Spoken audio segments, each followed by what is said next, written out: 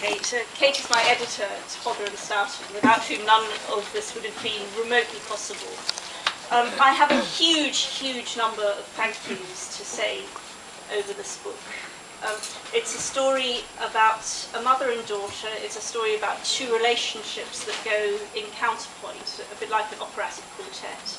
It's a story about music and healing, about England and the fractured society that we live in these days, which isn't nearly as fractured as Bosnia, where everybody ends up a bit later in the book, but I won't tell you too much about what happens. It's rather different from my other books. It's still very much a family story, but it's not a family in the conventional sense. It's a very 21st century kind of family that, in a way, just isn't really a family at all. The title, Songs of Triumphant Love, actually is a tribute to my all-time most beloved author, who was Ivan Turgenev, who I discovered at the age of 14 when my mother judiciously started feeding me some wonderful books like First Love and Virgin Soil, those extraordinary things that just take you back into 19th century Russia. He wrote a story called The Song of Triumphant Love, which today has been almost forgotten, but for the fact that it inspired the chanson poème for violin and orchestra, which is a hugely popular violin concerto on a smaller scale. And it has, you can feel, listening to that piece of music, that it has a narrative, but you wouldn't necessarily guess what that narrative is. I was introduced to this whole idea by my friend Philippe Graffin, who I work with a great deal, and who sadly couldn't be with us this evening because he has got a concert, as musicians tend to. But I owe him a huge debt of thanks for pointing me in this direction.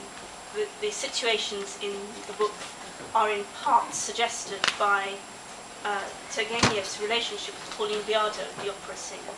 My central couple in the book are a singer and a writer who are in a similarly strange and imbalanced relationship. The next person I want to thank, who also can't be here because she has to sing, is the soprano Marie McLaughlin, who I met at Glyndebourne last summer, and who I've been a tremendous fan of for as long as she's been singing the leading roles and as long as I've been attending the opera. She's been a real mentor and guide to me in this book. She has introduced me to some extraordinary people who have introduced me to more extraordinary people, to whom I've talked about all sorts of subjects ranging from problems in the vocal cords to military practices in Afghanistan and such like. It's an extraordinary spectrum of stuff.